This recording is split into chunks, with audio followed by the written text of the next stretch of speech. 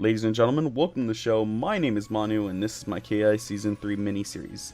Now, because this is our first character, I want to go over what we're basically going to be doing in this quote-unquote overview.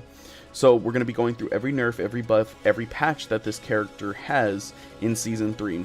And then at the end, we're going to go through what those nerfs mean, what those buffs mean, as well as a general overview of what the character or how the character has changed, and maybe a recommendation depending on how well you like this character's archetype now that it's changed, or maybe you just like this archetype all the time. So without further ado, let's get on to it with our first character, Jago.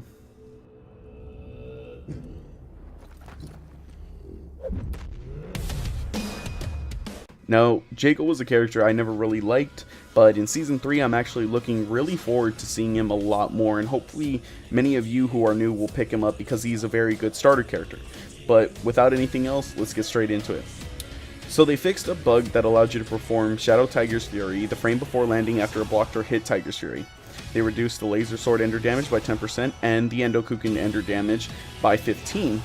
Double Roundhouse forward HK starts up 1 frame slower so that you can't use this heavy move as a medium manual. And as well as the healing amount per hit during Instinct has been reduced by 25%. Now going on to his buffs.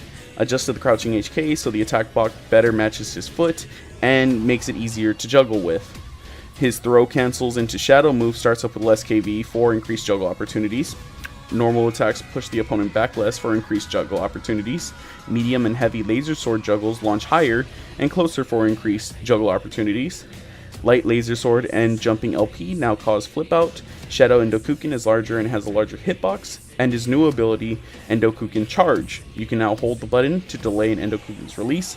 Jago can dash in either direction while charging up. When fully charged, you release a big Endokuken. Big Endokukens can destroy some smaller projectiles and also deal increased hit stun, block stun, and damage. You can charge up in Instinct and you will release 2 big Endokukens at full charge. So the nerfs, let's go over those first. So what do these nerfs do? Honestly, not much. A lot of it was just bugs and the double roundhouse, which really doesn't mean a lot. It just allowed him to use a heavy move as a medium manual, which was kind of cheap, as well as the laser sword and Endokuken Ender, which got nerfed by 10%, and then the Endokuken by 15%. What this does to him is just goes straight in line with what Systems was going about with the damage tuning pass. It's just more consistency across the board on how much damage these things are going to do. So the biggest one that Jago got hit with is actually the healing amount per hit during Instinct reduced by 25%. Now I know this sounds like a big hit to Jago, but it's actually really not. The best way to describe it is instead of 100, taking 25% from 100 being 75, think of it as like 10% taken away from 7. It really doesn't make a big difference in one singular hit, but in multiple hits it does take a big difference away. And that's what the reasoning behind this for Jago was. So moving on to buffs, a lot of it, as we've already kind of went over, because they're pretty self-explanatory, it's just juggle opportunities. His opposite counterpart, Shago, or Shadow Jago.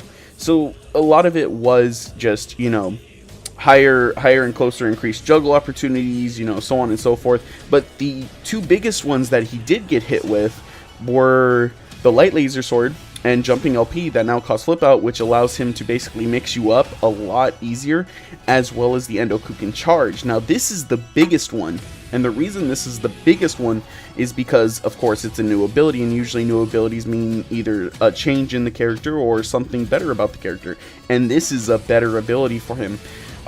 If you haven't seen any of the exhibitions, so normally, or any of the stuff that's been going on with KI, if you watched any of the exhibitions, there was actually one where it was Jago versus Sadira, and he would charge the Endokuken and fake like he was going to shoot it. She would jump over him, he would backdash, and then DP her. What this essentially does is increase his mix-up possibilities, but it also allows him to really just get in and pressure you, since now he can destroy smaller projectiles with his big Endokukens. Now it does take time to charge up, but it does effectively allow him to really pressure you, and on top of that destroy any forward running projectiles, so it helps him deal with a lot of the zoner aspect of the game as well. So as Jago in a whole, and what this means for the character. The character has basically grown up. Like, the best way to describe is this character is no longer a little boy who's very honest. He's a man who doesn't give a shit and just wants to win.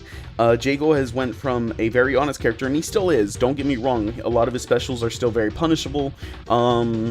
His supers, of course, don't do as much as they used to, but the thing about him now is that he has more mix-up potential. He has that pressure because of the Endo Kuken charge. He has that mix-up opportunity because of the flip out, and because of the Endo Kuken charge, because he can dash forward and backward and be safe off of Endo Kuken charge.